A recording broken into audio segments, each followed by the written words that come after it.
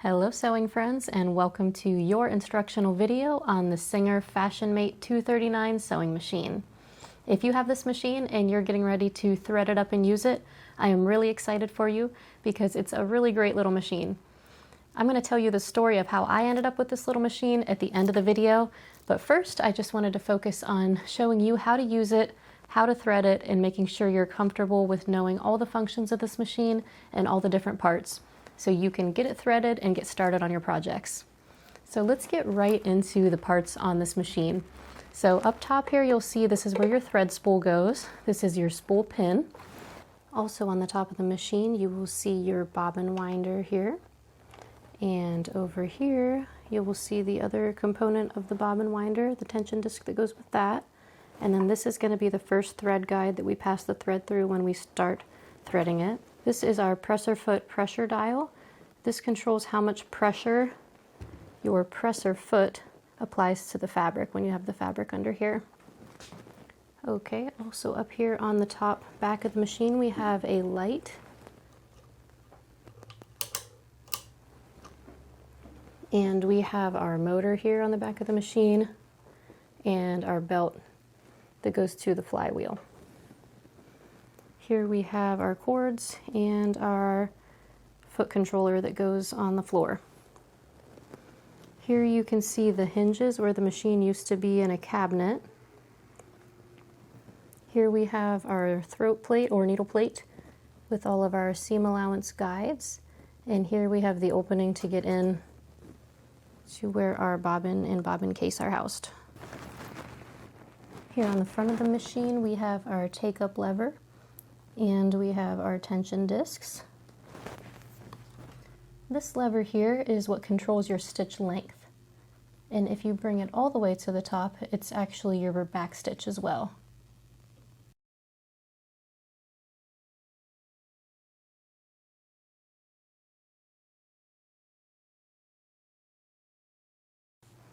This here is the presser foot, and back here is the lever to raise and lower the presser foot. So you'll slide your fabric in there. These are the feed dogs, which help to move the fabric away from you as you sew. You can see here in the needle plate there's just a little tiny hole. There's just a small hole there because the needle only needs to pass through there because this machine doesn't do any zigzags where the needle would ever bounce side to side. So the single hole is nice because your fabric doesn't get sucked into the opening. And then these screws here are what you would loosen if you wanted to get your needle plate off of there so you can clean it.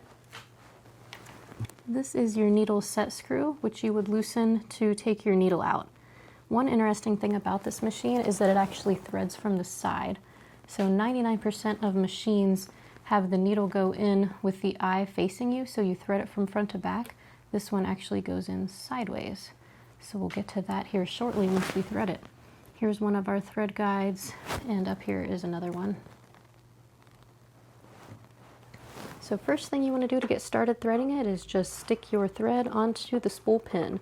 Doesn't matter which way it goes.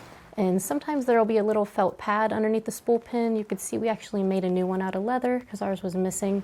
That just helps it feed a little more evenly and not bounce around. It's not crucial. The first thing we need to do before we thread the machine is we need to wind some of our thread onto a bobbin. Take some of your thread and bring it over here to this bobbin winder tension disc and take it in both hands like this and pull it like that so you know it's really in the tension discs. It's in there. Okay, so now bring it back over here and find the tail, and then find the hole on your bobbin and thread the tail up through the hole. So the tail's coming up out of the top of the bobbin. Pull it so there's no slack. Now bring the bobbin over here and put the bobbin onto this bobbin winding post here. Now push this over to the right. Okay, and then we need to disengage the clutch on the flywheel. Hold on to the outside of the flywheel and then turn the inside towards you like that. So what we just did was told the machine not to sew when we hit the pedal. We're telling it to wind a bobbin instead.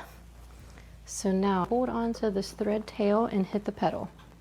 For a more in-depth video on winding bobbins and what can go wrong and how to make sure it goes right, see our video. I'll link it right here so you can check it out. After the bobbin's done winding, you'll just clip it anywhere to separate it from the larger spool.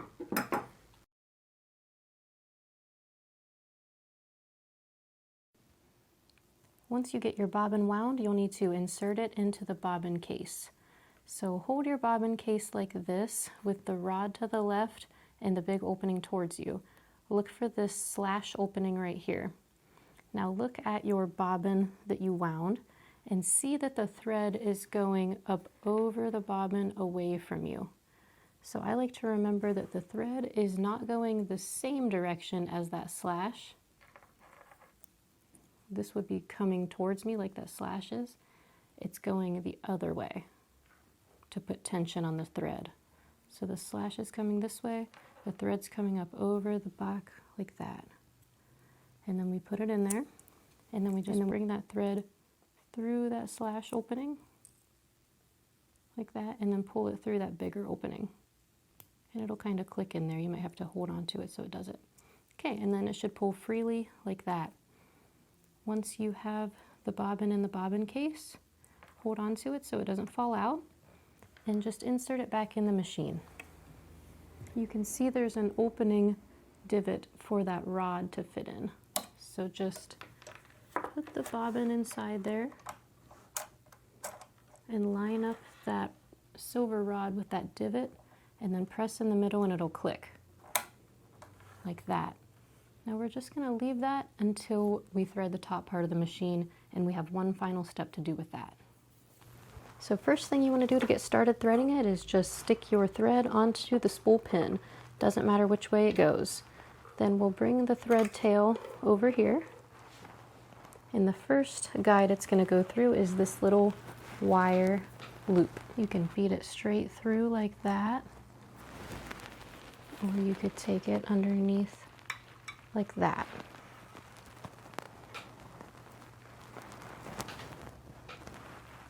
Now, anytime you thread a sewing machine, the take-up lever should be in its highest position. It's not, it's all the way down here. So I'm going to turn the flywheel over here on the right side of the machine. I'm going to turn this towards me, and that's going to raise that. Okay, now it's where it needs to be for threading this machine. Next thing we'll do with the thread is bring it down and around this. This is the tension disc. So you have to hold it with both hands here and bring it in between these two discs. Pull it up and you'll hear that little click. And then you'll see that it's resting in this little space for it, and it's gone underneath this wire. I'll go to the side and show that again so you can see it going in the discs. And here are the actual discs. So take the thread,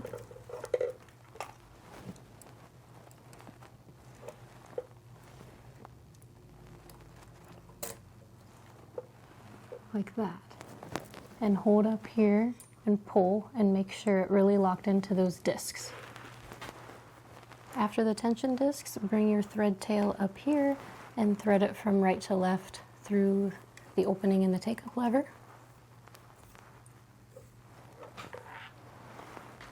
And then next we'll bring it to this guide here at the bottom. Just slide the thread into that wire guide there.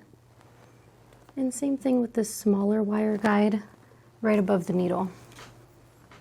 Just bring the thread around that wire loop so it goes right through it like that.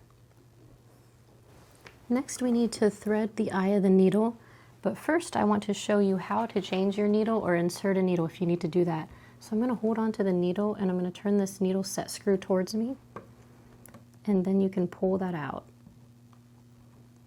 So this is just a regular universal needle with the flat portion. Instead of going to the back like many machines, the flat portion is going to be going to the right.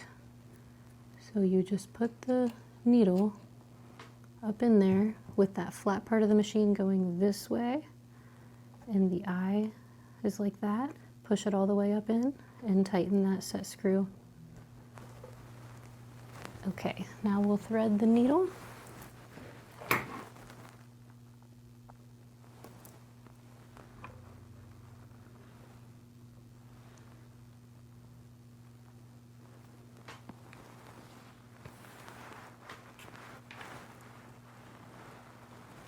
Okay, so we already put our bobbin inside underneath.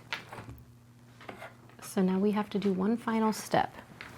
So the little tiny hole that I mentioned in the needle plate, we need to get our bobbin thread to come up through that hole, and we're going to use our needle thread to do it.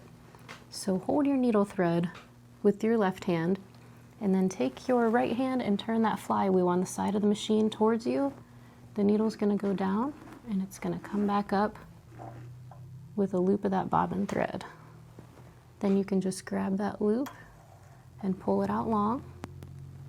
And now we have our bobbin thread pulled up through the hole in the needle plate, and that is what we wanted. So now you have both of your threads, and we're going to put them both through the slot on the presser foot like that, and they can just lay here. And now your machine should be ready to use. So take a piece of fabric and place it under your presser foot, and then reach back and lower the lever to lower the presser foot down onto the fabric. Make sure that's always lowered before you start sewing. So now put your foot pedal on the floor, and we're going to press the foot pedal with your foot. The harder you press, the faster it's going to sew.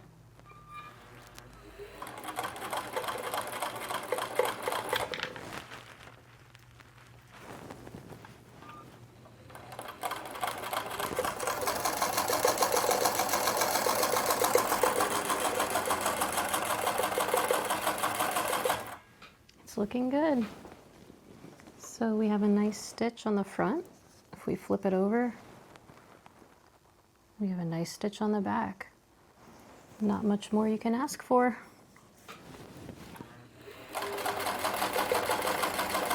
So that is everything you need to know to be able to thread and use this machine. Now, if you're still having trouble, maybe your stitches didn't come out all nice like mine, maybe you need to adjust your tension either on the top or the bottom. If you need to adjust tension, you can go and look at my video on the Juki machine.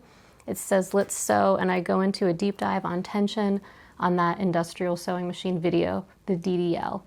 So I'll link that here, and you can click on that and you can learn more about tension if you're having an issue with that. If you're having any other issues, feel free to leave a comment down below and I'll do my best to try to assist you. So I did say I would talk about how I got this machine, and it's kind of a cool story. So I have a friend who cleans out houses for a living, and he does all kinds of cleaning jobs and is dealing with a lot of things that are just getting thrown away. And he found this in the trash. I think this was actually in a trash pile from a house that was cleaned out, and it looked horrible. The whole top of it was like skewed off of here. So the first thing I did when I got it is I unscrewed, there's a few screws up top, and I just unscrewed them and lifted the case and reseated it and stuck it back on and screwed it back down and saw that it was more or less okay. It's scuffed up, but it's not broken or cracked in any way. And then this was the bobbin case. It was just really disgusting and rusty, and the bobbin case really needs to be smooth so that the thread can pass through it and make the loops the way it needs to make it. So this bobbin case was a problem. So the second thing I did was replace the bobbin case.